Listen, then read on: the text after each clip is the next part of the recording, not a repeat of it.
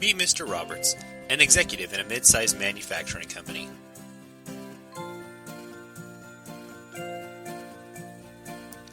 And Bob, a business analyst working hard to make a good impression.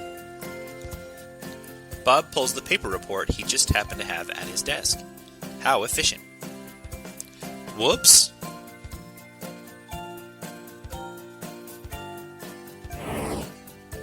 Okay, this spreadsheet is sure to make him happy. Uh-oh. Not good. This has to be what Mr. Roberts needs. Bob is running out of options. Bob knows he needs to get it right, once and for all.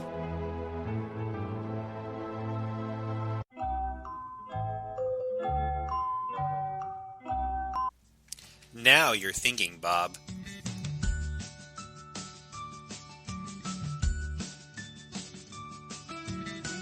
Success?